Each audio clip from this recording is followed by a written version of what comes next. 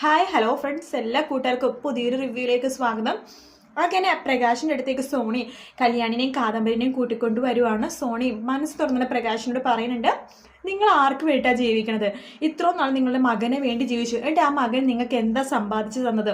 നിങ്ങളുടെ ശരീരത്തിൻ്റെ ഒരു ഭാഗം അവന് നിങ്ങൾ കൊടുത്തു, അവൻ്റെ ശബ്ദത്തിന് വേണ്ടിയിട്ട്.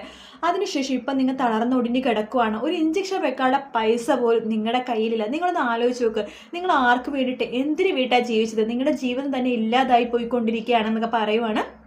പ്രകാശനൊന്നും മിണ്ടുന്നില്ല, എല്ലാം കേട്ടുകൊണ്ടിരിക്കുകയാണ്. ആ സമയത്ത് സോണി പറയുന്നത്, നിങ്ങൾ മനസ്സിലാക്കുക, ഇപ്പോഴത്തെ കാലത്ത് ആൺ പെൺ വ്യത്യാസമൊന്നുമില്ല. ആൺമക്കളെക്കാളും അച്ഛനമ്മമാരെ നന്നായിട്ട് നോക്കുന്നത് പെൺപിള്ളേരാണ്. നിങ്ങളുടെ വലവും ഇടവുമായിട്ട് ഇതേ കാദംബരി ചേച്ചിയും അതുപോലെ തന്നെ കല്യാണി ഉണ്ടാവും. ഇവരായിരിക്കും നിങ്ങളെ വയസ്സാം കാലത്ത് നോക്കണത് എന്ന് പറയുകയാണ്. വേണമെങ്കിൽ നിങ്ങൾ ഈ വാക്കുകൾ കുറിച്ചിട്ടോ എന്ന് പറയുന്നുണ്ട്. ആ സമയത്താണ് പ്രകാശന് ആദ്യമായിട്ട് കല്യാണിയുടെ മുഖത്ത് ശരിക്കും ഒന്ന് നോക്കണുണ്ട്, അതായത് ദേഷ്യത്തിലല്ലാതെ നോക്കണത്. ആ സമയത്ത് കല്യാണിയും പ്രകാശനെ നോക്കുന്നുണ്ട്. അങ്ങനെ അവർ തമ്മിൽ ചെറിയൊരു സ്നേഹം ഉള്ളിൻ്റെ ഉള്ളിൽ വരുവാണ്. അങ്ങനെ കല്യാണി പിന്നെ നമ്മുടെ പ്രകാശനെ കാണാൻ വേണ്ടി ഹോസ്പിറ്റലിലേക്ക് പോകുന്നുണ്ട്.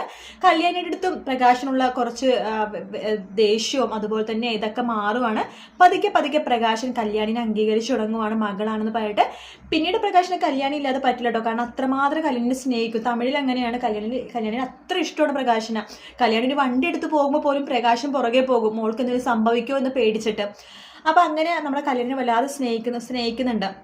അപ്പോൾ നമ്മുടെ വിക്രത്തിൻ്റെ കേസും കാര്യങ്ങളൊക്കെ നടന്നുകൊണ്ടിരിക്കുകയാണ്. അങ്ങനെ നടക്കുന്ന സമയത്ത് വിക്രത്തിൻ്റെ വിധി പറയുന്ന മുമ്പ് വിക്രത്തിൻ്റെ ജാമ്യത്തിൽ ആവുന്നുണ്ട് കേട്ടോ.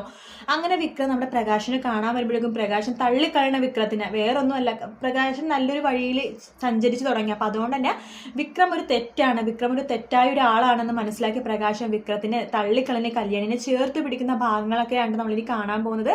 വീഡിയോ ഇഷ്ടപ്പെട്ടെങ്കിൽ ലൈക്ക് ചെയ്യാൻ മറക്കരുത്, സബ്സ്ക്രൈബ് ചെയ്യുക. മറ്റൊരു വീഡിയോ ആയിട്ട് വീണ്ടും കാണാം. Take care, bye bye.